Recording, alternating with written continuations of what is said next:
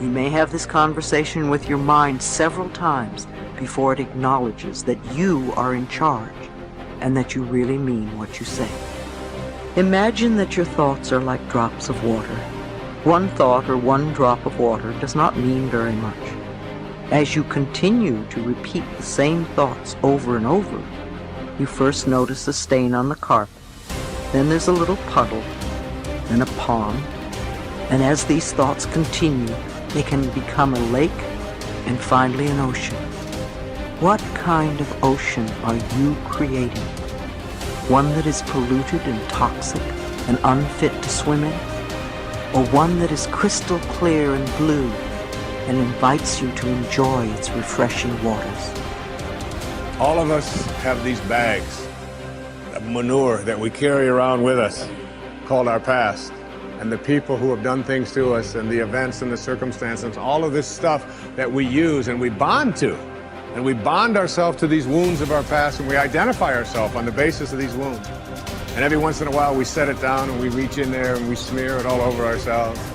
And then we wonder, why does my life smell so bad? I don't understand this. Whatever you pay attention to will naturally grow, at least for you.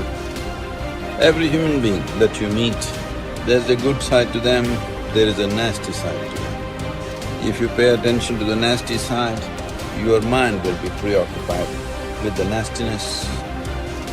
Somebody else's nastiness will become yours. And because of that, you will receive more and more of that from all around.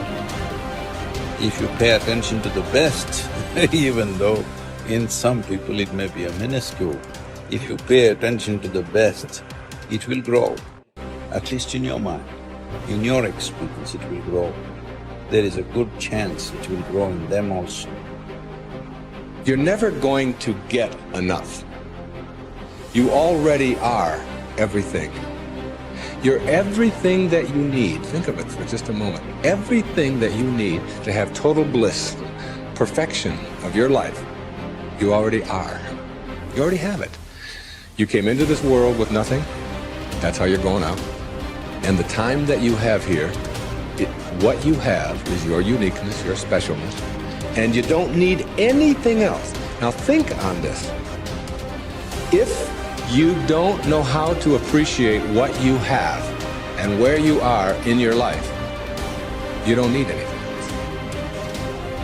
Because if you do get something else, you won't know how to appreciate that either. You'll just want more. Or you'll want it to be different.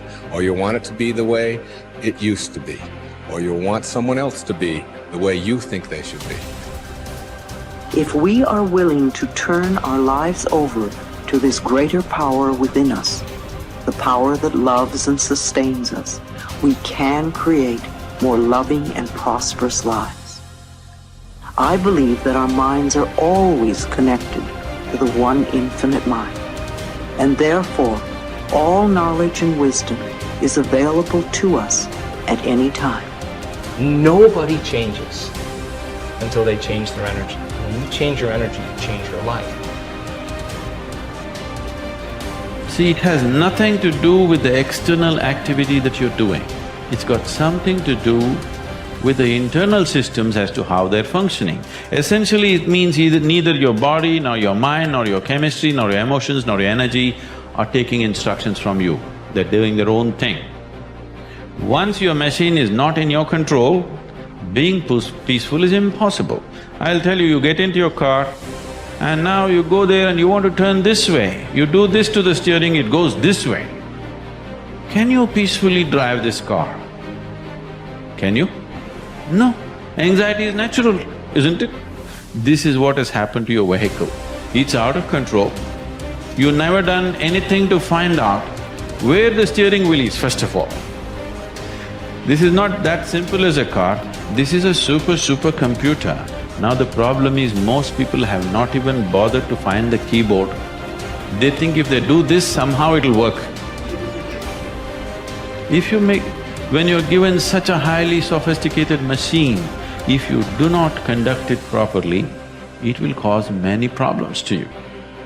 By accident it's working. I want you to know this is made this way. If you hold your hands like this, it'll breathe one way. If you just turn it around, the very way you breathe, the breathing pattern itself changes in your lungs. You can try it if you want when you have the time. This way, this way. I'm saying everything that you do, fundamental changes are happening in this machine because it's such a sophisticated machine. It's more than a touch screen. If you just wish it, it will happen.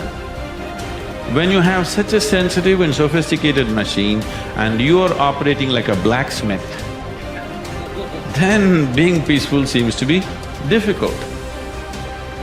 Peace is not the highest goal in your life, it is the most fundamental requirement. Don't ever set peace as the highest goal.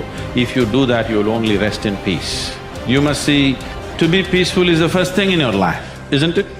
If you want to do anything sensibly in your life, if you want to conduct any situation in your life sensibly, to be peaceful and happy is fundamental. All improvement in your life begins with an improvement in your mental pictures. We know that because of the law of correspondence, that your outer world tends to be a mirror of your inner world. This means that what you see on your outside, what you see in your relationships, your health, your work, your customers, and so on, tends to be a result of the pictures you have inside. We also know that your self-image controls your performance. Because the way you see yourself and think about yourself inside determines how you act on a day-to-day basis.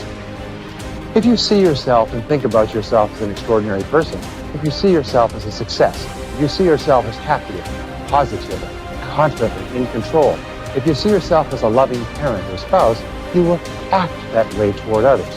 So therefore, all improvement in your life begins with an improvement in your mental pictures, with you consciously and deliberately selecting the pictures that you're going to allow your mind to dwell upon. And that word dwell is terribly important. When you dwell upon a picture, your subconscious mind, just as with affirmations, accepts the picture as a command and goes to work to bring that picture into your reality. It's the most phenomenal thing. Your subconscious mind controls your reticular activating system or your reticular cortex as well. The reticular activating system is very interesting. It's a small part of your brain. It's like a switchboard in your brain that controls all incoming impulses. Let me give you an example. If you begin to tell your brain that you intend to be a great success in your field, that you are going to move to the top, that you're going to be one of the most esteemed people in what you do, if you're going to make a lot of money, whatever it happens to be, this is accepted as a command. The reticular cortex switches on all these switches, and from then on, you begin to see all kinds of possibilities that help you move toward achieving that goal. Why is it that successful people move so rapidly toward achieving their goals? It's very simple. It's because they're thinking all the time, and as a result of thinking about what they want, they see all kinds of opportunities around them to achieve it. The average person doesn't even see, because the average person is so worried about how little money they have and how much their bills are, all the problems are, and the more they think about those things, the more they get them. Men and women with clear values who are living their lives consistent with their highest aspirations are those who have a deep sense of self-confidence and well-being. We also said that the most important value you can have is the value of integrity. Integrity is the value that guarantees all the others. Having integrity means that you will not compromise on what you believe to be right in any area. Integrity is absolutely essential if you want to capitalize on your strength. It means more than anything looking at yourself honestly and making your decisions based on the fact that you are an extraordinary human being. Your feelings are very valuable clues to your choices and behavior.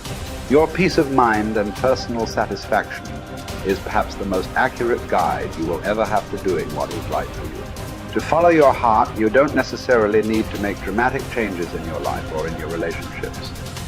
What you do need to do is to see yourself honestly as you really are, and have the courage to channel your energies and focus your strengths into your areas of greatest potential. When you do this, you will soon realize that you have made one of the best decisions of your life. Each person has great strength and potentialities, and each person is put on this earth to harness those strengths and apply them to benefiting themselves and mankind. The life stories of the great men and women of history are usually stories of people who discovered their strengths and utilized them to the fullest degree. Churchill was a great statesman and orator. Florence Nightingale was a tremendous organizer.